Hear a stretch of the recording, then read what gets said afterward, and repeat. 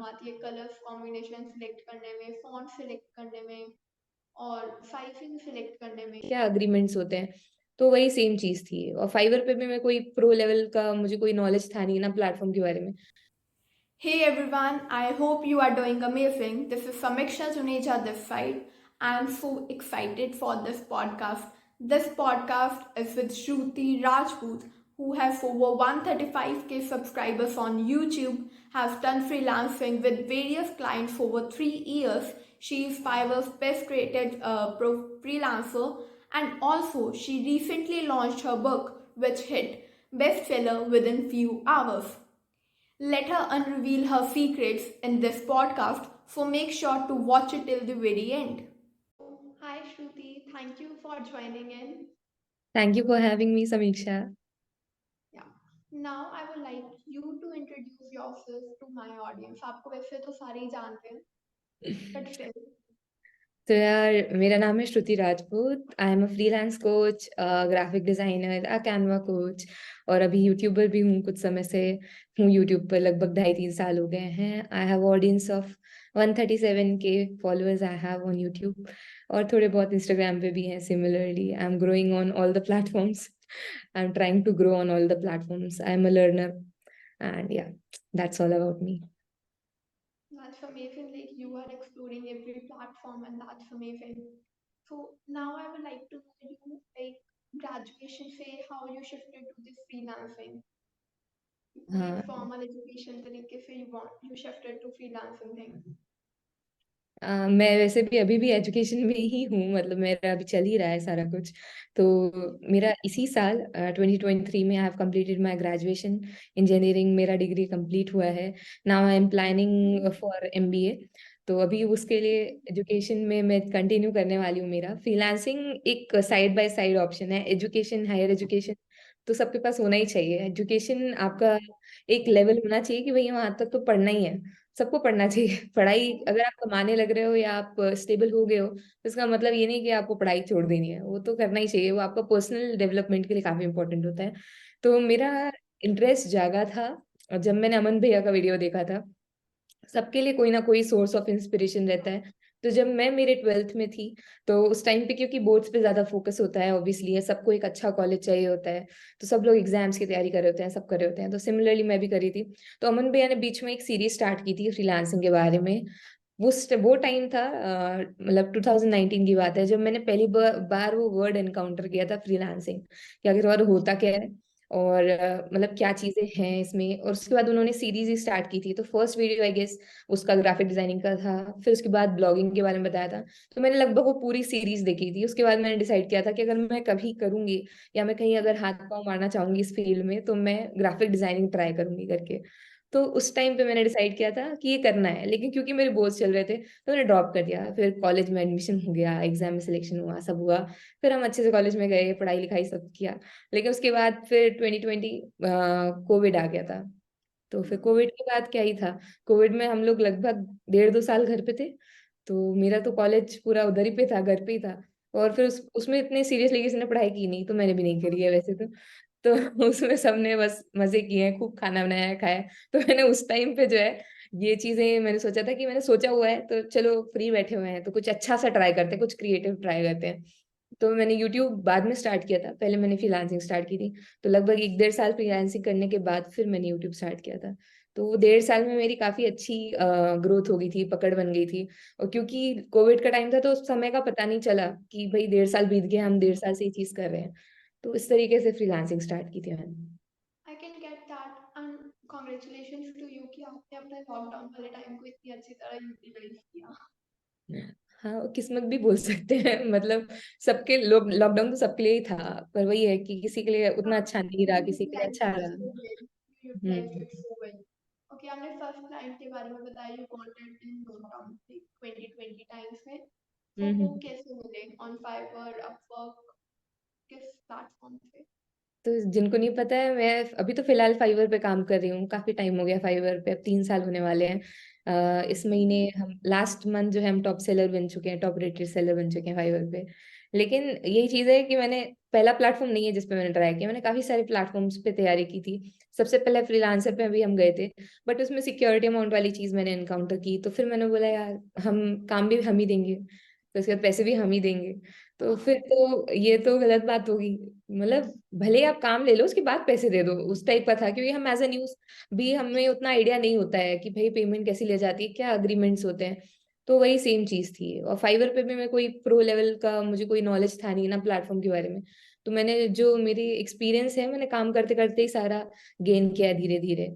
और उस टाइम पे ट्यूटोरियल भी फाइवर का जब मैंने स्टार्ट किया था तो एक दो थे ऐसे, और वो भी दो दो तीन तीन साल पहले डले हुए, तो उतना डिटेल में नहीं था, क्योंकि वेबसाइट में काफी चेंजेस आते जाते हैं। जैसे जैसे अभी जैसे फाइवर का मैंने ट्यूटोरियल 2 साल पहले जो डाला है और मैंने जो अभी डाला है उसमें बहुत डिफरेंस है, क्योंकि वेबसाइट का इंटरफेस बहुत सारा चेंज हुआ है, उन्होंने बहुत सारी चीजें ऐड की हैं, बहुत सारी चीजें हटाई हैं।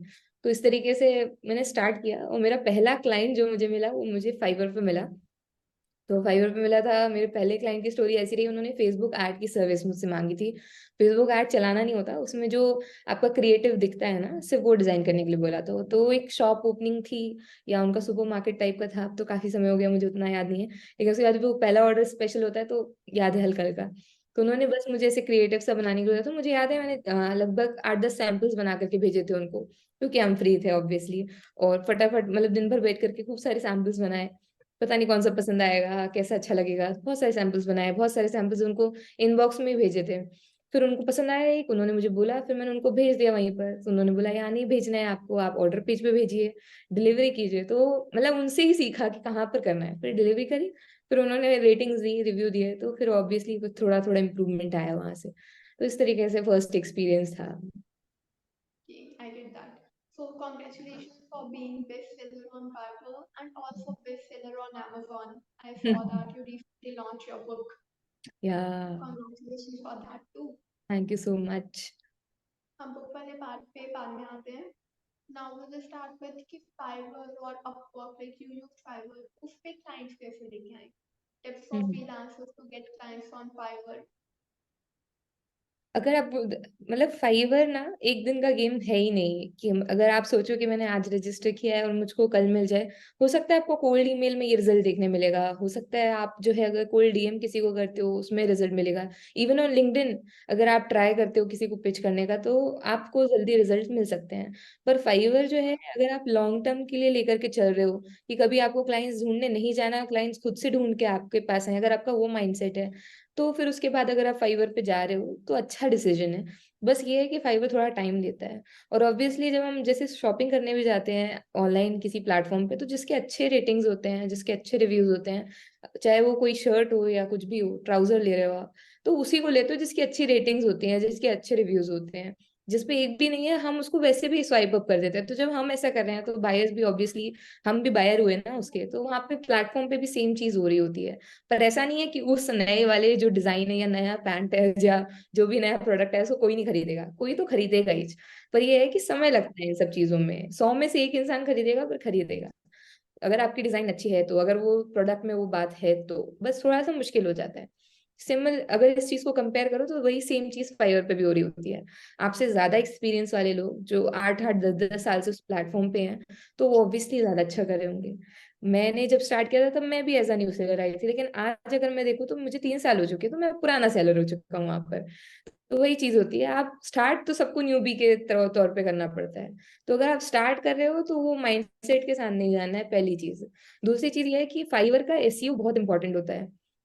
जैसे यूट्यूब पर एसईओ बहुत मैटर करता है ना, कि भाई एक पल को अगर यूट्यूब आपका रिकमेंड नहीं भी कर रहा है वीडियो, तो अगर आपका एसईओ अच्छा है तो आपके वीडियोस जो है कोई सर्च करेगा तो पहुंच ही जाएगा किसी ना किसी तरीके से आपके वीडियो तक।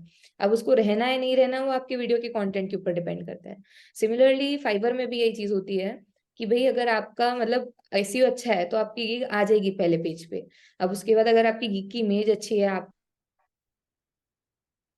अच्छे हैं, आपने डिस्क्रिप्शन सही से लिखा हुआ है, और अगर वो आपके पास इनबॉक्स में आता है और कुछ क्वेरी पूछता है, अगर आप उनको सेटिस्फाई कर पाते हो तो ऑब्वियसली फिर वो जो है आपको हाँ बोलेंगे कि ठीक है हम आप बहुत सारे सेलर्स ऐसे होते हैं, बहुत सारे बायर्स ऐसे होते हैं जो कि ट्राई करते हैं। जैसे मैंने अभी बीच में एक फाइवर पे न्यू चैलेंज लिया था, कुछ बच्चे थे जो अभी नए आए हुए हैं, तो वो यही बोलते हैं कि आपको इतना टाइम हो चुका है, आप फाइवर पे सैचुरेशन आ चुका है, अब नहीं हो सकता। तो मैंने ठीक, हम एक चैलेंज लेते हैं, लेट्स सी कि एज अ न्यू सेलर अगर मैं नया अकाउंट बनाती हूँ तो मुझे कितने दिन में पहला ऑर्डर मिलेगा या मैं कितने दिन में क्लोज कर पाती हूँ। तो with in 7 days I got my first client. वो वीडियो अभी भी यूट्यूब पे है। तो ऐसे नहीं है कि नहीं होता। मुझे पहली बार जब मैंने स्टार्ट किया था तो मुझे 2 ढाई महीने लगे थे मेरा पहला ऑर्डर लेने में। मैंने अब जब सिखाने के तौर पे स्टार्ट किया तो मुझे 7 दिन में मेरा पहला क्लाइंट मिल गया था। तो वो डिपेंड करता है कि आप किस तरीके से क्या चीजें कर रहे हो, आपकी नीश क्या है, बहुत सारी चीजों पर डिपेंड करता है। आप बहुत सारी चीजों में अच्छे हो सकते हो, लेकिन एक ऐसी नीश पकड़ो जहाँ पे थोड़ा कंपटीशन कम हो, ताकि आपको इनिशियली जो है क्लाइंट्स लेने में थोड़ी हेल्प हो जाए। तो बस अपने आप को प्रूव करना होता है धीरे धीरे, और समय के साथ चीजें फाइवर पे अच्छी चलती हैं। Otherwise you can try other ways to close clients, to find clients. Get that. Like धीरे धीरे होता है। लिंक्डइन कंपेरेटिवली, जैसे मैंने लिंक्डइन पे काम किया, I am just adding one, तो LinkedIn was comparatively easy to get clients. LinkedIn पे आप कोल्ड डीएम भी कर सकते हो, you can showcase your work पे क्लाइंट्स लाने। आई थॉट ये इजी है इन कंपैरिजन टू फाइवर और अपवर्क। जैसे अगर दोनों चला के हम्म। रखे तो और भी बेस्ट है। वही है, हर सिक्के के दो पहलू होते हैं ना। तो सबके बेनिफिट्स भी हैं और सबके थोड़े थोड़े ऐसे डिसएडवांटेजेस भी हैं। तो लिंक्डइन पे भी यही चीज है कि आपको अप्रोच करना है बहुत बार। जब आप न्यू मतलब आप न्यू रजिस्टर करते हो तो हर कोई नहीं आ जाएगा आपके पास। आप बहुत बड़े डील्स की जो है अपेक्षा नहीं कर सकते हो एकदम से। अगर आपको एक अच्छा क्लाइंट क्लोज करना है तो आपको उस हिसाब से थोड़ा सा पहले अपना काम, अपनी इमेज, अपनी रेपुटेशन, अपना अकाउंट उस तरीके से करना पड़ेगा। तो वो भी एक टाइम कंज्यूमिंग प्रोसेस है। वैसे ही सिमिलरली फाइवर में भी है। तो वही चीज है, सब में थोड़े थोड़े ऐसे कुछ ना कुछ चीजें हैं। वन डे गेम तो कोई भी नहीं है। बस हाँ, कोल्ड ईमेल है कि एक बार में अगर आपने भेजा और सामने वाले को फटाक से पसंद आ गया तो वो फटाफट ऑर्डर कर देगा, ऐसे कुछ। तो वो चीज है, बट उसके बाद भी वो भी हफ्ते भर का कोल्ड, प्रोसेस हो जाता है।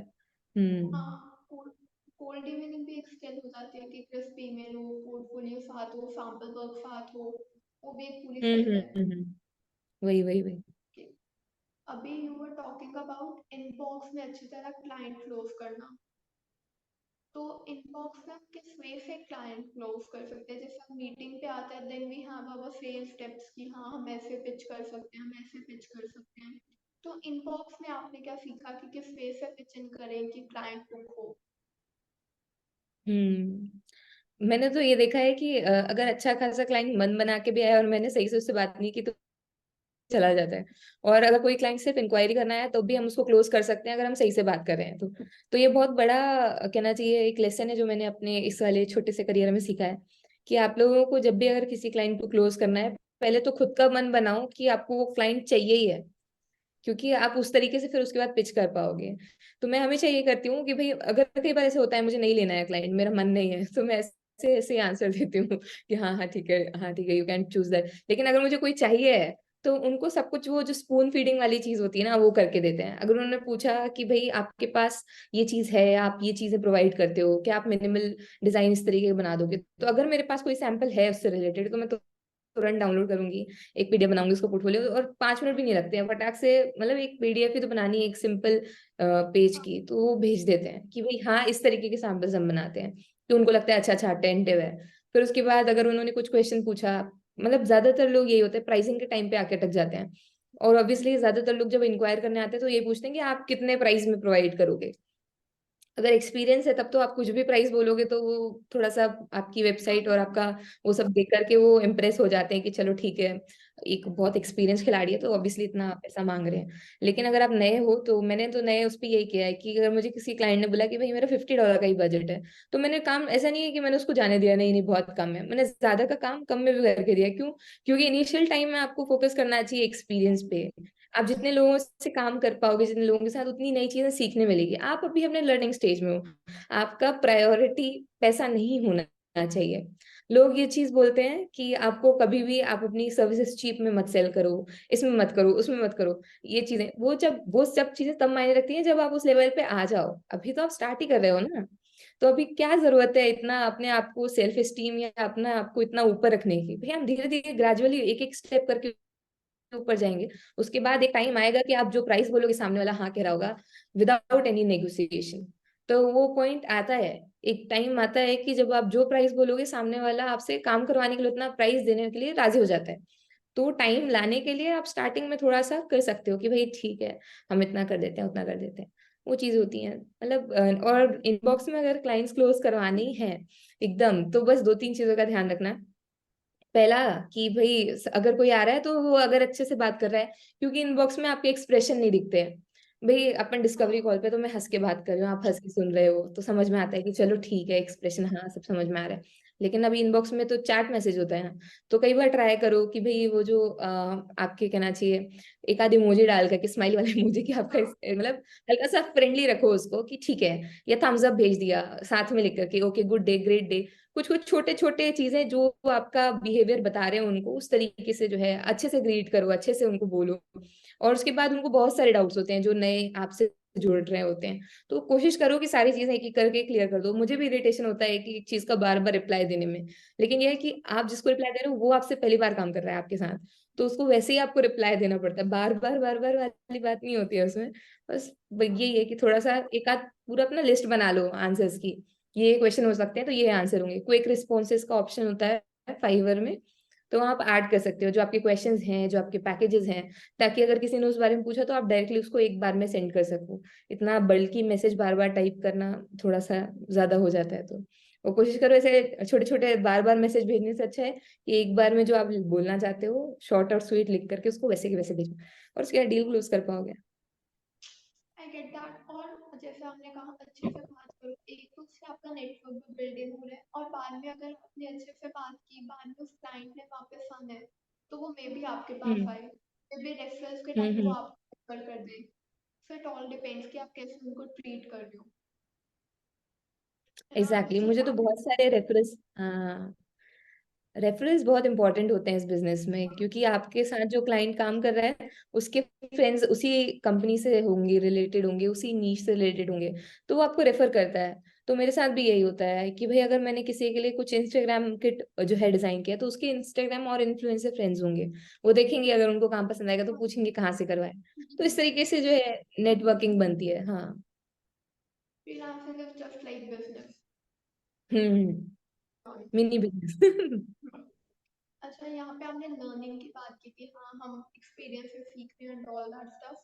Now I want to know कि आपने जो मेन स्टार्टिंग में सब कुछ सीखा, या अभी जहाँ से आप अपने आप को अपडेट करते हो और सब कुछ सीखते हो, क्या क्या रिसोर्सेज हैं आपके। I want you to unreveal that. Actually मैं सच बताऊं तो मेरे को रिसोर्सेज नहीं है, मैं मेरे बहुत टाइपोज होते हैं जब मैं टाइप कर रही होती हूँ। और ऐसे नहीं है कि एकदम ही प्रोफेशनल जाता है। क्या है, हम अभी चैट जीपीटी है, ऑब्वियसली बहुत सारे लोग उसकी हेल्प लेते हैं, बट ट्रूथ इज कि अगर आप किसी एआई टूल की हेल्प लेते हो तो ऐसे समझ में आ जाता है कि आपने उससे लिखवाया है। तो हाँ। अगर आप उसकी हेल्प ले भी रहे हो तो कोशिश करो उसमें ह्यूमन टच देने की, अपनी अपनी जो कहना चाहिए आपका जो वे है उसको जो है लाने की। और बहुत सारे वर्ड्स भी ऐसे हैं चैट जीपीटी जो यूज करता है, जो कि समझ में आ जाता है कि यार ये तो एआई वाला है, तो लोगों का विश्वास उठ जाता है कि जो इंसान खुद के लिए 4-5 लाइन के मैसेज नहीं टाइप कर पा रहा वो काम क्या करेगा अच्छे से। तो इसलिए आप एआई टूल्स का यूज करो ऑब्वियसली, बट कोशिश करो कि आप उसमें अपना एक आइडिया ले सकते हो, इंस्पिरेशन ले सकते हो, कैसे लिख सकते हो, फॉर्मेट ले सकते हो। काफी अच्छा आइडियाज देता है, बहुत अच्छा टूल है, तो सब लोग यूज करो उसको। copy.ai करके एक टूल है जिससे कि आप अच्छा सा मतलब अपनी गिग विग बना रहे हो तो सुंदर सी उसके लिए एक अच्छा कैची सा टाइटल दे सकते हो, अच्छा डिस्क्रिप्शन के लिए बीच में 2-3 हुक्स बनवा सकते हो, तो बहुत सारी चीजें कर सकते हो। लेकिन यही है कि भाई सब कुछ नहीं उससे करवाना है, कुछ कुछ चीजें हाँ। हाँ। हाँ ठीक है, आप अपनी वैल्यू बढ़ाना चाह रहे हो तो कर सकते हो। तो ये 2 टूल्स हैं एआई के जो मैं अभी हाल ही में यूज कर रही हूँ। इसके अलावा मिड जर्नी है, क्योंकि हम डिजाइनर फील्ड से बिलोंग करते हैं, तो काफी अच्छे वहां पर हमको मिल जाते हैं मतलब फोटोज विजुअल्स। तो उसके अलावा प्लेग्राउंड है, एक वेबसाइट है, लियोनार्डो है, तो ये कुछ अच्छे अच्छे प्लेटफॉर्म्स है जहाँ से मैं जो है रिसोर्सेज कलेक्ट करती हूँ एआई के। लिखने की बात रही तो मैं ज्यादातर खुद से ही लिखती हूँ सारा कुछ। और मैंने बोला मैं बहुत टाइपोस करती हूँ, तो मेरे बायर्स को समझ में आ जाता है कि भाई अब ठीक है कर ही रही है तो कब से कर रही है। जल्दी जल्दी टाइप करने के चक्कर में थोड़ा थोड़ा हो जाता है, पर वो लोग एडजस्ट कर लेते हैं, उनको समझ में आता है वो मेरा टच है, फिर उनसे भी होता है तो फिर वो एक फन वाइब बन जाती है, तो ऐसे कन्वर्सेशन करते करते एक अच्छा सा माहौल बन जाता है। I totally agree. और एआई में जैसे आपने कहा पता भी चलता है, एंड एआई काम उतने लेवल का कर भी नहीं सकता जो एक ह्यूमन कर सकता है। उसमें अगर आप कुछ लिख रहे हो उसमें वो आपको इमोशनल एलिमेंट नहीं ऐड ऑन करके दे सकता, बहुत लैक रह जाता है। या वही सब लोग बोलते नाउ आई वुड हैं। लाइक, हाँ प्लीज हम्म। कंटिन्यू। नहीं नहीं नहीं, बोलो बोलो। तो या माय नेक्स्ट क्वेश्चन वाज, अभी हमने टूल्स बताए, now I would like to know कि नए नए जैसे टेक्स्ट कॉम्बिनेशन है, फॉन्ट्स है, इसमें जैसे जब मैं डिफाइन करूँ तो मेरे को ये बहुत प्रॉब्लम आती है कलर्स कॉम्बिनेशन सिलेक्ट करने में, फॉन्ट सिलेक्ट करने में और साइजिंग सिलेक्ट करने में। तो ये सब कुछ हम कहाँ से सीख सकते हैं या कैसे डेवलप होगा ये सब कुछ? वैसे तो ये सारी चीजें, मगर मैं अपनी पहले डिजाइन देखूं और अभी की देखूं तो मुझे हंसी आ जाएगी कि क्या क्या ही डिजाइन किया है पहले। पर यही चीज है कि वो समय के साथ इम्प्रूव होता है। आज से 3 साल वाली पहले वाली श्रुति ने जो डिजाइन किया, ऐसा नहीं है कि वो अच्छी डिजाइनर नहीं थी, पर उस एक्सपीरियंस के साथ शायद अब ये वाली जो श्रुति है वो ज्यादा अच्छा डिजाइन करती है। तो कुछ चीजें समय के साथ आती हैं, आपको ज्यादा एक्सपीरियंस हो जाता है कि भाई ये चीजें ऐसे ही करी जाती हैं। और थोड़ा सा आप जब काम करते हो तो आपको आइडिया लग जाता है, यार नहीं ये चीज यहाँ होनी चाहिए थी, वो चीज वहां होनी चाहिए, वो काम करते करते आइडिया लग जाता है। इसलिए मैंने बोला कि शुरू में हमको फोकस करना चाहिए, हम ज्यादा से ज्यादा काम कर पाए तो हमें एक्सपीरियंस मिलता है, तो ऑब्वियसली मुझसे सीख पाते हैं। इसके अलावा इंस्पिरेशन लेते रहना चाहिए। मेरे पास बहुत सारे ऐसे इंस्टाग्राम पे भी अकाउंट्स हैं, यूट्यूब पे भी कुछ क्रिएटर्स हैं जो कि डिजाइनिंग के फील्ड में काफी महारत जिन्होंने हासिल की हुई है, अच्छे डिजाइन बनाते हैं। पिंटरेस्ट है तो वहां पर अच्छे, कहना चाहिए, मूड बोर्ड्स मिल जाते हैं देखने के लिए, काफी सुंदर फॉन्ट कॉम्बिनेशंस मिल जाते हैं, एकदम एस्थेटिक डिजाइन देखने को मिलती हैं। तो उनसे हम, ऐसा नहीं उनको कॉपी करना है, पर हाँ उनको स्क्रीनशॉट लेकर के मैं कभी रख लेती हूँ। कभी डिजाइन करते समय हमें एकदम से क्लिक होता है कि यार ये मिनिमल मांग रहे हैं, ऐसा ही बोहो हाइब में मैंने कुछ देखा हुआ था पिंटरेस्ट में, तो जाकर के पिन्स अपने देखूं, तो वहां से एक आध हम सिमिलर कलर पैलेट जो है जनरेट कर सकते हैं। एक सिमिलर जो है हम हमारे फॉन्ट कॉम्बिनेशन उससे ले सकते हैं, उठा सकते हैं। ऑब्वियसली एग्जैक्ट उठाना तो एग्जैक्ट भी उठा सकते हैं, कोई दिक्कत नहीं है, क्योंकि हम ऑब्वियसली स्क्रैच से डिजाइन करने वाले रहेंगे तो कॉपीराइट का कोई इशू नहीं है। पर हाँ, इंस्पिरेशन की बात रही कि हमें फॉन्ट्स जो है, तो कई पेयरिंग्स ऑलरेडी अवेलेबल हैं नेट पे, इंटरनेट पे। और कई फॉन्ट्स पेयरिंग्स ऑलरेडी कितने अच्छे लोगों ने बना रखे हैं कि भाई इसके साथ ये फॉन्ट काफी अच्छा लगता है। अभी जैसे मैं जो हूँ, स्टार्टिंग में जब मैं डिजाइन करती थी, या अभी भी मैं करती हूँ, अगर मुझे कभी स्ट्राइक नहीं हो रहा, क्रिएटिव ब्लॉक जो आ जाता है कि क्या यूज किया जाए, तो मैं एक ऐसी फैमिली का फॉन्ट उठाती हूँ जिसमें कि सारे वेरिएशंस अवेलेबल हो। फॉर एग्जांपल पॉपिंस एक फॉन्ट है, तो उसमें उसका ब्लैक वाला वर्जन आपको मिल जाएगा, बोल्ड मिलेगा, मीडियम मिलेगा, थिन मिलेगा, सारे वर्जन अवेलेबल है। तो अब आपको उसकी पेयरिंग नहीं करनी पड़ेगी। अब आप जो है उसकी ऑलरेडी इतने वेरिएशन हैं सिमिलर में, तो आप उसका कॉम्बिनेशन यूज करके जो है डिजाइन बना सकते हो। वो काफी ऐसे प्रोफेशनल सा लगता है। सेम दो चार फॉन्ट्स और हैं जो कि मतलब एकदम गो टू फॉन्ट्स हैं। तो ऐसे जब यूज करते जाओगे तो आपको लगेगा कि यार ये अगर कुछ नहीं समझ आ रहा तो ये फॉन्ट्स यूज करने चाहिए, ये बैठ जाएंगे सही। और नहीं तो एकदम कभी कभी क्रिएटिव माइंड रहता है तो बहुत सारी चीजें ट्राई करने की इच्छा होती है कि ये अच्छा नहीं लग रहा ये, तो खुद से ही 10-12 सैम्पल्स बना लिए, फिर खुद ही डिसाइड करो कि कौन सा अच्छा लग रहा है। तो वो चीजें होती हैं, वो एक्सपीरियंस के साथ, समय के साथ आ जाती हैं। वरना आप जो है वेबसाइट से आइडिया ले सकते हो, अपने क्रिएटर्स जो हैं उनसे आइडिया ले सकते हो, जो डालते रहते हैं कोई पोस्ट बनाया तो उन्होंने कौन से फॉन्ट्स यूज किए हैं, कौन सा कलर कॉम्बिनेशन यूज किया है। कमियां निकालने के बजाय उनसे सीख सकते हो, और आप कितना अच्छा कर सकते हो वो चीजें आपको दिखनी चाहिए। आई गेट दैट, ऑब्जर्व करते रहना चाहिए एंड अपने आप को इम्प्रूव करने वाली कुछ चीज रखनी चाहिए, and all that of observation कि आप कितना ऑब्जर्व कर रहे हो। So now jumping on to another thing, your book, कैसे बुक का आइडिया आया, कैसे पब्लिश करवाई, कैसे लिखा, सब कुछ, all that thing about your book. हाँ, वो रिसेंटली मैं अभी एक वर्कशॉप मैंने ज्वाइन किया था। तो वो था मोटिवेशनल काइंड ऑफ वर्कशॉप था, मैनिफेस्टेशन के ऊपर था। तो मुझे ऐसे ही पता नहीं क्यों मुझे ऐसे कुछ कुछ नई चीजें ट्राई करने में काफी मजा आता है, तो मैंने सोचा कि देखते हैं कि क्या हो रहा होगा। और इसलिए भी ट्राई करते हैं क्योंकि हम खुद इस चीज से रिलेटेड हैं, तो थोड़ा आइडिया लगता है कि बाकी लोग कैसे ऑफर कर रहे हैं, कैसे पढ़ाते हैं, क्या चीज होती है। तो ये जो मैंने अभी अपना कोर्स भी बनाया, इसमें लाइव सेशंस इंक्लूड किए हैं, उसका कारण यही है कि मुझे, वो जब मैंने लाइव सेशन अटेंड किया तो मुझे ऐसा लगा कि लाइव सेशंस की वाइब अलग होती है, उसमें हाँ, काफी ज्यादा इंटरेक्शन होता है, काफी अच्छा लगता है, वहीं की वहीं चीजें क्लियर हो जाती हैं। तो मैंने इसलिए उससे वो आइडिया लिया, तो वो कहीं ना कहीं से आपको आता रहता है। तो बुक का आइडिया भी मुझे वहीं से आया था। मैं मतलब वहाँ पे कुछ अच्छे ऑथर्स थे जिन्होंने अपनी किताबें लिखी हुई थी, तो मुझे ऐसे लगा यार कि हमें भी हमारी किताब लिखनी चाहिए, कभी तो लिखें। तो मैंने खुद को ही एक डेडलाइन दी कि भाई 1 महीने बाद मैं अपनी किताब पब्लिश करूंगी, मतलब करूंगी। अब क्योंकि मैं कोई ऐसे बहुत बड़ा लेखक नहीं हूँ, और मेरे को कोई आइडिया नहीं कैसे लिखते हैं। तो पहले तो थोड़ा मुझे कंटेंट टेबल फाइनल करने में लगभग हफ्ता भर लग गया था कि मेरे बुक में आखिरकार कंटेंट क्या क्या होगा, क्योंकि बहुत सारी चीजें मेरे पास ऑलरेडी लिखी हुई हैं कि इसमें ये होता है, इससे ये होता है, क्योंकि हम जब सीखते हैं या हम बताते हैं तो हमारे पास बहुत सारे नोट्स इकट्ठे हो जाते हैं, किताबें भरी होती हैं। लेकिन अब उसको लिखना है एक बुक के फॉर्म में, उसको अरेंज करना है, कौन सी चीज पहले आएगी, कौन सी बाद में आएगी, कैसे जमाना है, एक रीडर की लिंक ना टूटे जब वो पढ़ रहा है तो, और उसको भी अच्छा लगे, और वो कुछ वैल्यू लेकर के जाए अगर वो कुछ पैसे इन्वेस्ट कर रहा है। ऐसा नहीं है कि बहुत महंगी बुक है। जब लॉन्च किया था तब 99 रुपीज ही प्राइस था। द रीजन इज कि सब लोग अफोर्ड कर पाए और उसको पढ़ पाए, क्योंकि वो पढ़ने के लिए बनाई गई है किताब। और ऐसा नहीं उसको फ्री में नहीं दे सकते थे, फ्री में भी दे सकते थे, पर कोई नहीं पढ़ता, मुझे पता है।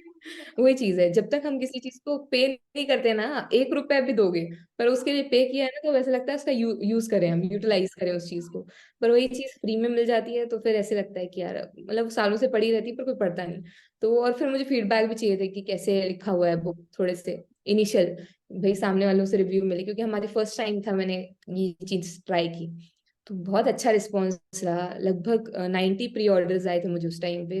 और वो अमेजोन का बेस्ट सेलर बना था उस टाइम पे, मतलब 24 आवर्स के अंदर मेरी बुक। मुझे बहुत अच्छा लगा कि इतना इतना प्यार दिया लोगों ने हमारी हमारी बुक के लिए। और मेरी सारी जितनी भी कम्युनिटी से ही थे वो सारे लोग, मतलब जितने लोगों ने बुक किया उस सब कम्युनिटी के लिए। मैंने एक भी ऐड नहीं चलाया, एक भी कुछ नहीं किया। तो मुझे कभी भी मैं अगर कुछ कोर्स लॉन्च करी हूँ या वेबिनार लॉन्च करी हूँ, मेरी कम्युनिटी ही इतनी बढ़िया है कि मुझे जरूरत ही नहीं पड़ती कि मैं ऐड चलाऊं, उतने लोगों को सिखा दूं, वही बड़ी बात है मेरे लिए। तो I बस totally इस agree तरीके से with बुक you. लॉन्च किया था, यही आइडिया था, बस इंस्पिरेशन एकदम से आ गया था आइडिया कि नहीं लिख देना चाहिए। Hats off to you. Like, okay, मैंने भी बुक पब्लिश की थी like when I was in my 9th standard. Lockdown के टाइम हाँ, बट मेरे तो क्या ही ऑडियंस थी that it mainly sold around like 7 copies. But now I realise कि हाँ पर्सनल ब्रांड नहीं था, मैंने एड्स नहीं चलाई तो सेल कर भी नहीं सकती थी of course. But that's the power of community and having genuine people with you who are supporting you and whom you are supporting. Congratulations to you. Thank you, हम थैंक यू। हमने publish through Amazon Kindle ही की. हाँ, Amazon से करा, उसका कारण भी था कि वो सबको अवेलेबल हो जाएगी। बहुत सारे लोग जो हैं पाकिस्तान से हैं, कुछ बांग्लादेश से हैं, कुछ श्रीलंका से हैं, और कुछ यूएस नेटिव्स भी हैं जो कि चैनल फॉलो करते हैं। एनालिटिक्स से पता चलता है कि कहाँ पे हमारा चैनल देखा जा रहा है। तो फिर मुझे ऐसे लगता है कि सिर्फ अगर मतलब हम उन लोगों को उस चीज से वंचित रख देंगे तो फिर गलत होगा। वो भी सीखना चाहते हैं। तो फिर मैंने सोचा कि एक ऐसा प्लेटफॉर्म जो सब मतलब असेस कर पाए, सब लोग उसको यूज कर पाए, उनके पेमेंट जो भी है आराम से कर पाए। अगर मैं कोई एक पर्टिकुलर प्लेटफॉर्म चूज करती हूँ तो फिर दिक्कत होती है उसमें। अमेजोन सब जगह पे है आई गेस, तो इस कारण मैंने उसको चूज किया कि भाई आराम से सब लोग उसको यूज कर पाएंगे। तो मैंने उसको चूज किया Literally था। like so good, like you are taking care of your community and वो कहाँ से है. That's amazing. So yeah, now coming to another different topic, that is your YouTube. YouTube कैसे start किया, उसको scale कैसे किया and all that thing. SEO वगैरह YouTube में about that. यूट्यूब तो चमत्कार ही है मेरा, मैं क्या ही बोलूं। ऐसा नहीं कि ये मेरा फर्स्ट चैनल था, इसके पहले 5-6 चैनल्स और हम बना चुके हैं आई गेस। और यही होता है कि आपके साथ हर चीज काम नहीं करती है। तो मैं भी 9th स्टैंडर्ड में थी तब मैंने शायद अपना पहला चैनल बनाया था। उसमें कुछ कुछ ऐसे मतलब टॉपिक्स थे, कुछ मैथ्स के टॉपिक्स थे जो मैंने एक्सप्लेन किए हुए थे। मैं मैथ्स बैकग्राउंड से हूँ, तो मैथ साइंस मैंने लिया हुआ था 11th-12th में। तो वही सब चीजें समझाई हुई थी, पढ़ाया हुआ था, तो मतलब मुझे बड़ा पसंद था, मैं कुछ कुछ बता रही थी। तो खुद ही पढ़ते पढ़ते एक वाइट बोर्ड पे, मतलब खुद को नहीं दिखाते थे, शर्म आती थी उस समय पे। तो ऐसे ही बनाया हुआ था, कभी किताबों को लेकर के बनाया हुआ था। तो दो चार वीडियोस फिर यही है कि अर्ली एज में उतना वो नहीं होता ना, पेशेंस भी नहीं Possible. होता और उतनी मेच्योरिटी भी नहीं होती कि चीजें कंटिन्यू करनी चाहिए, रिजल्ट बाद में मिलेंगे। तो छोड़ दिया। फिर दूसरी चीज ट्राई की, फिर तीसरी चीज ट्राई की। अभी बीच में लॉकडाउन में मैंने स्टार्टिंग में पोइट्री का एक चैनल जो है स्टार्ट किया था। मुझे लिखने का काफी शौक है। तो वही हालांकि किताब अभी लिखी है पर वो पोइट्री से रिलेटेड नहीं है, बट हाँ मुझे लिखने का शौक है। वो चैनल अभी भी जिंदा है, उस पर 2000 फॉलोअर्स हैं, सब्सक्राइबर्स हैं। लेकिन यही है कि उसको 3 साल लग गए 2000 सब्सक्राइबर्स लेने में। तो कई बार चीजें धीरे धीरे चलती हैं। तो वो है चैनल, उस पे काम अभी मैं उतना नहीं कर पा रही हूँ, करूंगी धीरे धीरे। उस पे भी डालेंगे कुछ कुछ, लिखा लिखा ही नहीं जा रहा वैसे तो अभी कुछ, तो समय नहीं है उतना लिखने के लिए। लेकिन हाँ, इस तरीके से मेरे बहुत सारे चैनल्स थे। उसके बाद श्रुति राजपूत जो चैनल है, जिसके बदौलत आज मुझे लोग बुला भी रहे हैं, आप भी मुझे फॉलो कर रहे हैं उस चैनल के माध्यम से। तो वो जो चैनल है, उसमें वो फर्स्ट वीडियो ही वायरल हो गया था धोखे धड़ाके से। तो भगवान ने भी बोला कि लड़की ने इतनी मेहनत की है, 6-7 चैनल बनाए, एक भी नहीं चला, तो ये चलवा देते हैं। शायद ऐसा हुआ। तो फर्स्ट वीडियो जो है उसका अभी आज की डेट में शायद 1.6 मिलियन व्यूज हैं उस पे। तो 2 साल में उसके, हाँ, 16 लाख व्यूज हैं उस पे। तो उसके वही जो है बूस्टर होता है। मतलब अगर आपका एक वीडियो चल जाता है तो यूट्यूब बाकी की वीडियोस ज्यादा रिकमेंड करता है। फिर धीरे धीरे जब वो बाकी की वीडियोस रिकमेंड होने का भी एक टाइम होता है, तो यूट्यूब आपको छोड़ देता है। तो उस समय पे आपको एसईओ सीखना पड़ता है कि एसईओ क्या होता है। तो वो सब चीजें सीखते सीखते मैंने स्टार्टिंग में भी एसईओ सीखा था, पर मैंने उस पर उतना ज्यादा मतलब कमांड नहीं थी, क्योंकि हम प्रैक्टिस नहीं की कहाँ पे करेंगे। तो मैंने एक दो अपने क्लाइंट्स के लिए फ्री में एसईओ का काम भी किया कि भाई उनकी वीडियो रैंक करा पा रहे हैं कि नहीं करा पा रहे हैं। तो उनकी भी करा पाए हम। मतलब अगर उनके वीडियोस पे व्यूज नहीं थे, उसके बाद भी उनका लगभग शुरू के 10 वीडियोस में उनकी रैंक हो रही थी वीडियो। तो रैंक करवा पा रही थी मैं। तो मुझे लगा इनकी करवा पा रहे हैं, हम हमारी खुद की कैसे नहीं करवा पाएंगे। तो फिर खुद की वीडियोस भी कुछ कुछ पर्टिकुलर कीवर्ड्स लिए, उन पे टारगेट करा मैंने, जिन पे सर्च वॉल्यूम ज्यादा थी, कंपटीशन कम था। और ये जो कैनवा और फाइवर वाली नीश है, और उस पर उतना कंपटीशन नहीं था, to be honest. The reason is कोई कंटेंट बना नहीं रहा था उस टाइम पे ये दो चीजों को लेकर के। तो ये मेरा कीवर्ड हो गया, मैंने इसको पकड़ा। अब फिर इसके बाद ये बात अलग है कि बहुत सारे लोग बना रहे हैं। तो लेकिन उस टाइम पे नहीं था, तो मेरा सिक्का चल गया कुल मिला के।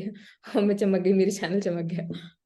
सिक्का वही ना चले, you did lots of like hard work, कितनी मेहनत है and all that thing. सिक्का चलना कुछ नहीं होता, you worked hard, कितना कंटेंट बनाया, कितनी वीडियोस हैं अप्रॉक्स? हाँ 200 आई गेस। हाँ, ज्यादा है, 200 से ज्यादा है। हाँ, तो इतने videos banana is not an easy task.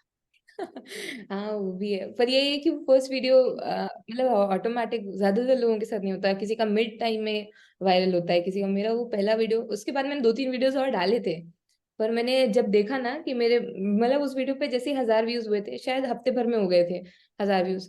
और मुझे इतनी खुशी हुई कि उस पे 1000 व्यूज हो गए हैं। मैंने बोला अब इससे रिलेटेड सारे वीडियोस, उसमें कैनवा और फाइवर का बताया था, मैंने फाइवर का ट्यूटोरियल डाला, फिर कैनवा का भी ट्यूटोरियल डाला।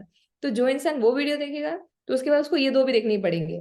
तो मतलब उस तरीके से सीक्वेंस वाइज में चलिए स्ट्रैटेजिकली, कि भाई कोई आ रहा है तो उसको रोक के कैसे रखा जाए चैनल पे। तो वो सारी चीजें, कुछ कुछ दिमाग उस समय पे वैसे चल गया, और फिर वो चीजें भी काम कर गई अपने आप। तो फिर वो चीजें धीरे धीरे ग्रोथ हो गई, ऐसे हुआ। I get that. Now I'm just shifting to like different topics. Now my third topic that I'm shifting to is workshops and life courses. उसका आइडिया वो तो होगा ना कि कम्युनिटी को सपोर्ट करना and all that thing, but how do you organize them, manage कैसे करते हो, टीम है, how do you do that? Hmm. पहले तो कोर्सेज का मोटिव बताती हूँ मैं। ऐसे ऐसे नहीं है कि सिर्फ पैसे कमाना मोटिव है, पैसे कमाना भी मोटिव है, बट वो सेकेंडरी पर्पस है ऑब्वियसली। और ऐसा नहीं है कि बाकी सोर्सेज से पैसे नहीं आ रहे, बहुत कमी है तो हमें कोर्सेज बनाने पड़ रहे हैं। मैं अपने कोर्सेज का उतना कुछ प्रचार प्रसार अभी वैसे करती नहीं हूँ। जितना है मेरी कम्युनिटी पे ही लोग हैं, जितने लोगों को चाहिए होता है उतना लो। और ज्यादा उसका फोर्स नहीं है कि भाई लेना ही है ऐसी चीज। तो कोर्सेज का ये है कि मैं वैसे भी मेरे चैनल पे काफी सारी चीजें वैसे ही बता देती हूँ, मतलब एकदम ऑनेस्ट। आप किसी कोर्स का पे भी करोगे प्राइस, उसके बाद भी आपको उस चीजें शायद ना सीखने मिले। और क्योंकि वो चीजें मैंने खुद ने की हुई हैं, तो वो रियल एक्सपीरियंस लाइफ टाइम से जो है मैं आपको बता रही हूँ कि भाई ये चीजें हुई हैं। मैं अब वर्क के बारे में क्यों नहीं बताती, क्योंकि मैंने उस पर काम नहीं किया, वो मेरा एरिया ही नहीं है। मैं पीपल पर आर पे क्यों नहीं बताती, क्योंकि मैंने उस पर काम ही नहीं किया। मैं सिर्फ आपको बोल दूं इस पे चले जाओ, ऐसे कर दो, उसका कोई सेंस नहीं है, क्योंकि मैंने खुद ने नहीं किया हुआ और मुझे नहीं पता है वो चीज काम करेगी भी कि नहीं करेगी। अगर मेरे पास काम कर गई, मैंने करवा लिया, मैंने देख लिया कि हाँ ऐसे ऐसे होता है, तब तो बताने का कोई सेंस है कि भाई हम उस चीज में पारंगत हैं। कोई इंसान अब का अगर टॉप सेलर है, वो उसके बारे में बता रहा है, तो वो ज्यादा जेन्युइन है। अच्छे से बता पाएगा, अच्छे से समझा पाएगा कैसे क्या चीजें होती हैं। हालांकि अब हम अपवर्क के बारे में ट्यूटोरियल ये सब लाने वाले हैं, क्योंकि मैंने भी कुछ पिछले महीने में भी रिसर्च किया है, देखा है, पढ़ा है, अकाउंट अकाउंट बनाया है कि कैसे क्या किया जाता है। तो अब उसके बारे में बनाने का वो बनता है, क्योंकि बच्चे चाह रहे हैं कि ये बनाओ, तो फिर अब बना देते हैं। पर ये है कि मैं ये नहीं बोलूंगी कि आपको पहले दिन में क्लाइंट मिल जाएगा, क्योंकि आप चाह रहे हो तो मैं बना रही हूँ कि हाँ ऐसे ऐसे रजिस्टर कर सकते हो, ताकि आपको दिक्कत ना हो। बाकी आगे का रास्ता आपका है, मैं आपको सजेस्ट नहीं कर सकती कि आप ऐसे जीतोगे वैसे जीतोगे, इस तरीके से क्लाइंट क्लोज कर सकते हो। जिसमें मुझे आता है मैं उसी में करती हूँ। तो सिमिलरली कोर्सेज का भी यही आइडिया था मैंने हर किसी चीज पे कोर्स नहीं बनाया है। जिस चीज पे मैं काम कर रही हूँ, जिस चीज पे मेरा चैनल है, मैंने उसी पे कोर्स बनाया है कि भाई मुझे यही आता है। और किताब भी सेम वही है। मैंने ऐसा टॉपिक नहीं लिया कि भाई कोई जैसे नोवेल लिख दी हो। मैंने उसी पे किताब लिखी जिस चीज के बारे में मुझे पता है, कैनवा के बारे में और मोनेटाइजेशन के बारे में, फ्रीलांसिंग के बारे में। तो इन तीन टॉपिक्स को कंबाइन करते हुए मैंने जो है वो वीडियो बनाई, मतलब वो बुक लिखी और ये कोर्स भी बनाया है। तो उसका सबका जिस्ट यही है कि मैंने अपने एक्सपीरियंस के बेस पे ये सारी चीजें बनाई हुई हैं। कोर्स में कुछ ऐसे स्पेशल नहीं होता कि हम कुछ मतलब ऐसे कुछ अलग ही चीज बता देंगे जादुई सी। बस ये होता है कि हम जैसे आज आप और मैं कनेक्ट होकर के बात कर पा रहे हैं, तो कोर्स में 6 महीने तक का लाइव सपोर्ट है। तो मतलब हम हर वीक कनेक्ट होंगे। आपकी जर्नी में आपको जितनी बाधाएं आ रही होंगी, कई बार आपको नहीं समझ में आता है, तो मैं कुल मिला के आपको हेल्प कर पा रही होंगी। और 6 महीने तक कर रहे हैं तो आपको थोड़ा सा प्राइस देने में दिक्कत नहीं होनी चाहिए। क्यों? क्योंकि सामने वाला भी आपके लिए समय निकाल करके आ रहा है। उस टाइम पे हो सकता है मैं दूसरा कुछ काम कर रही होती, तो वही चीज हो जाती है। इसलिए उसका प्राइस है, कोर्स का कुछ प्राइस नहीं है, वो लाइव सेशंस का प्राइस है कि भाई ठीक है, इतनी चीजें हम इतने बार कनेक्ट होंगे करके। मतलब हर महीने 6 महीने तक 4 बार, तो 24-25 लाइव सेशंस हैं उसमें। कोर्स के लिए मेरी टीम ऐसा है यार, मेरे पास पहले तो 10 लोगों की टीम थी। अभी कम हो गई है टीम। द रीजन इज मैंने बहुत सारे लोगों के साथ काम करना अभी बंद कर दिया है। मैंने वही बोला, आप मतलब उन बच्चों के पास उतना एक्सपीरियंस नहीं था, लेकिन उन्होंने बोला कि दी हमको हायर कर लो, हम ऐसे ऐसे करेंगे, ये करेंगे, वो करेंगे। तो मुझे ऐसे लगा कि मैंने ट्राई मतलब मौका दूंगी, मुझसे सीख रहे हैं तो फिर कौन मौका देगा। लेकिन उसके बाद यही होता है, एक पॉइंट पे मुझे ऐसे लगने लगा था कि वो मेरे बॉस है मैं उनका बॉस नहीं हूँ। तो फिर मैंने ऐसे किया कि चलो ठीक है, पेमेंट वेमेंट दे दिया, सब कर दिया। फिर उसके बाद मैंने दोबारा उनको लेकिन काम देने का कष्ट नहीं किया कि यार वापस करो। तो इस पूरे जर्नी में मुझे 2 लोग ऐसे मिले हैं अभी, जो कि काफी हम्बल हैं, काफी अच्छे हैं, जिसमें कि हमारे वीडियो एडिटर तो काफी ही अच्छे हैं। तो वो काफी अच्छे से मतलब हमारा काम संभाल रहे हैं, बहुत अच्छे से एडिटिंग वेडिटिंग करते हैं। तो अभी मेरे पास टीम में एक वीडियो एडिटर है, एक ट्रांसक्रिप्शन के लिए मैंने सबटाइटल है, एक और वीडियो एडिटर है, 2 वीडियो एडिटर्स थे। तो अभी एक तो थोड़ा चले गए हैं एक ही है अभी मेरे पास। तो कुल मिला के 2 टीम मेंबर्स हैं अभी। और इसके अलावा मेरे एक को फाउंडर हैं जिनका नाम कनिष्का है। A very good friend of mine, she is from Tamil Nadu, Chennai तो वो है। तो हम लोग 2 लोग हैं। और वो सोशल मीडिया मैनेजर है, वो काफी, उन्होंने अपनी फील्ड में काफी उखाड़ा हुआ है, काफी अच्छा अच्छा किया हुआ है। तो वो अपनी फील्ड से रिलेटेड कुछ चीजें लेकर के आएंगे, मैं अपनी फील्ड से रिलेटेड कुछ चीजें लेकर के आऊंगी। और आखिरी में एक कॉमन चीज है, वो है क्लोजिंग द क्लाइंट्स। तो वो हम दोनों का कहना चाहिए एक्सपर्टीज है, कह सकते हैं। तो हम लोग उस चीज के बारे में मास्टर करा रहे होंगे, क्योंकि सब कुछ होने के बाद यहीं पर आकर के सब लोग अटक जाते हैं। तो यही है कोर्स का, यही है। 2 लोग हैं, 3 लोग हैं हम लोग कह लो, हम मुझे मिला करके हम 4 लोग हैं। और कोर्स का यही मोटिव है, इस तरीके से चल रहा है सब कुछ। I literally like आप कितने honest हो अपनी audience के साथ, like you don't want to feel any other thing, कुछ wrong promotions नहीं करनी है, चाहे अपनी book ही है, you don't want to promote that much. I literally liked it. Even I loved it how honest you are and how like कितना अच्छा connection build करके रखा है. I literally loved it. इसी कारण तो खरीद लेते हैं, वो ट्रस्ट की तो बात है। मतलब वो कुछ लॉन्च नहीं हुई थी, उसके बाद भी उन्होंने प्री ऑर्डर कर दिया। क्यों? क्योंकि वो ट्रस्ट करते हैं मुझे कहीं ना कहीं। तो वो अब ट्रस्ट ब्रेक नहीं कर सकते हो, वो बहुत मेहनत से कमाया है। तो एकदम से हर किसी थोड़े से पैसों के लिए आप उसको थोड़े ना ब्रेक कर दोगे, फिर वो वापस कहाँ से लाओगे? ये चीज होती है। Exactly. Exactly. I totally agree. Now I would like to know about your worst freelancing experience. जो आपने जिसने आपको बहुत सिखाया हो, something like that. हम्म वही पहले उसमें ही था, स्टार्टिंग में मुझे जब फर्स्ट ऑर्डर मिला था, उसके बाद एक और ऑर्डर उन्हीं से मिला 2 महीने बाद। तो 4 महीने ये हो गए हमारी फ्रीलांसिंग की करियर के, जिसमें हमने इन टोटल $10 लगभग $800 का रेवेन्यू जनरेट किया था। टैक्स वैक्स कटने के बाद $600 ही बचते हैं हाथ में, 500 ही मानो बैंक में आते आते। तो $500 कुल मिला के मैंने 4 महीने कमाए थे स्टार्टिंग में। मुझसे तो सब ज्यादा ही कमा रहे होंगे, पर मैंने इतना कमाया था। तो उसके बाद मुझे मैंने एक और नई गिग खोली थी, बिजनेस नेम्स और कुछ से रिलेटेड, मुझे याद भी नहीं उतना। पर बिजनेस नेम्स के बारे में थी, सजेस्ट करूंगी ऐसे कुछ तो। देखा देखी में, क्योंकि मैंने वो देखी थी, मुझे लगा काफी इजी सा गिग है। तो मैंने बोला यार यही कर लेते हैं। तो मुझे अगले अगले 2-3 दिन में उसका ऑर्डर भी आ गया, मुझे उम्मीद नहीं थी। ऑर्डर आ गया और उन्होंने बोला, फिर मैंने उनको भेजा। फिर मैंने उनको बार बार पिंग किया, मेरी गलती है खैर, कि आप रेटिंग दे दो, आप रिव्यू दे दो, आप रेटिंग दे दो, आप रिव्यू दे दो। ऐसे नहीं करना चाहिए, गलत बात है ये, कभी नहीं करना चाहिए तो मैंने ऐसे किया और फिर उसके बाद उन्होंने शायद एक 2 स्टार या 3 स्टार रिव्यू दे दिया था, तो मेरी पूरी प्रोफाइल की धज्जियां उड़ गई थी उस समय पे। फिर उसके बाद वो प्रोफाइल मैंने बंद की थी, फिर मैंने स्क्रैच से दोबारा से स्टार्ट किया था लगभग 6 महीने बाद।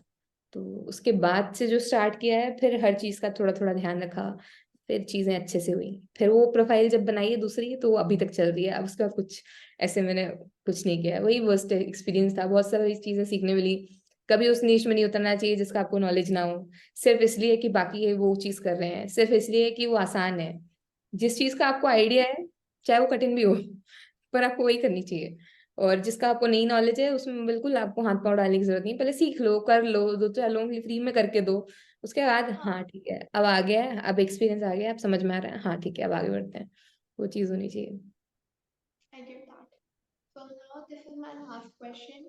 Any advice to budding freelancers to stay motivated or to excel in their career? Like whatever you want to tell to them from your heart. Join Shruti Rajput course. मैं Listen, do join. She'll guide you to the moon. Course के बारे में तो ठीक है, join करना तो करो, उसका कोई नहीं है। अगर आपको एक्सेल करना है, तो पहली चीज तो ये है, कोई टाइम लिमिट नहीं होती यार। किसी के लिए कुछ चीजें जल्दी काम करती हैं, किसी के लिए हाँ, लेट काम करती हैं। किसी के लिए कोई प्लेटफॉर्म काम करता है, किसी लिए वही काम प्लेटफॉर्म काम करता है। जैसे अभी समीक्षा का देखा जाए, तो she has like 2500 followers on LinkedIn, और मेरा देखो मेरे 800 ही है। तो यही चीज है कि हर कोई हर प्लेटफॉर्म के लिए नहीं बना होता है। आपको आपका प्लेटफॉर्म, आपको आपका एरिया ढूंढना पड़ेगा, आपकी यूएसपी ढूंढनी पड़ेगी। और वो ऐसे ही नहीं मिल जाती है, समय के साथ साथ मिलती है। आपके लिए क्या काम करेगा, वो आप जब तक ट्राई नहीं करोगे, हिट और ट्रायल का कहना चाहिए सारा कुछ खेल है यार।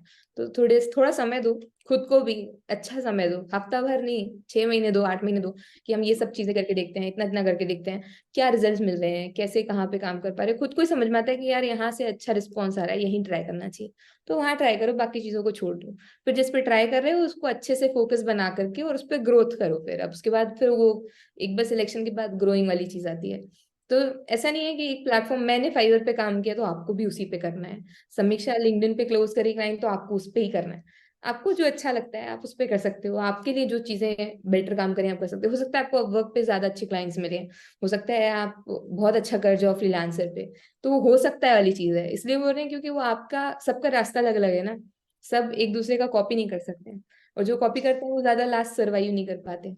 तो अपना रास्ता खुद ही ढूंढना पड़ेगा, अपनी स्किल्स, आपका यूएसपी, आपकी टेक्निक्स खुद बनानी पड़ेंगी। सीख सकते हो दूसरों से, बहुत सारा सीख सकते हो, पर आखिरी में सब कुछ करना आपको ही है। okay. So thank you so much for joining in. And yeah, who are watching me here, go and follow Shruti on her channel. बहुत सारे इनसाइट्स में, बहुत सारे ग्राफिक डिजाइनिंग से रिलेटेड वीडियोस है। मैंने भी ग्राफिक डिजाइनिंग थंबनेल बनाना उनके वीडियो से सीखा है, चाहे अभी इतने अच्छे बनाने नहीं आए, but still must go and check her channel. And thank you, Shruti, for joining in. Thank you for having me.